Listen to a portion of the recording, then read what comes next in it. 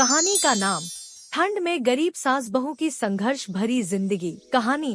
सर्दी का मौसम था। बर्फबारी ने पहाड़ों को सफेद चादर से ढक दिया था। एक छोटे से कच्चे घर में बूढ़ी सास सुमित्रा और उसकी बहू गंगा अपने बच्चों के साथ रहती थी। घर का छत जगह से टपकता था और ठंड के कारण बच्चों की हालत खराब थी। ठंड का संघर्ष। गंगा सुबह जल्दी उठकर लकड़ियां जुटाने जंगल की ओर निकलती।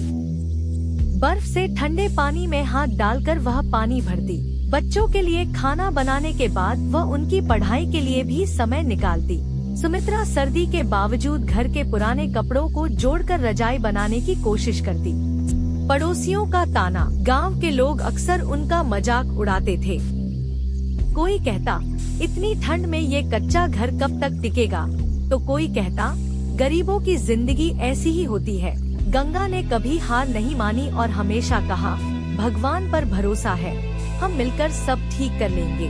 मुसीबत का समय। एक रात तेज हवा और बर्फबारी से घर की छत गिरने लगी। सास बहू ने बच्चों को बचाने के लिए उन्हें अपनी रजाई में छिपा लिया। सुमित्रा ने कहा, बेटा अब क्या करेंगे? गंगा ने रोते हुए कहा, हम सबको साथ मिलकर कुछ करना होगा। उम्मीद की किरण। अगली सुबह गंगा ने गांव वालों से मदद मांगी। पहले तो लोग हंसे, लेकिन जब उन्होंने बच्चों की हालत देखी तो उनका दिल पसीज गया। सभी ने मिलकर उनके घर को ठीक किया। किसी ने लकड़ियां दी तो किसी ने पुराने कपड़े। सुखद अंत। गंगा और सुमित्रा ने सभी का शुक्रिया अदा किया। गंगा ने कहा, हमने कभी उम्मीद नहीं छोड़ी। ये सब आपकी मदद और हमारे हौसले की वजह से हुआ है। गांव वाले बोले, तुमने हमें सिखाया कि एकता में कितनी ताकत होती है। अब उनका घर पहले से मजबूत और गर्म था।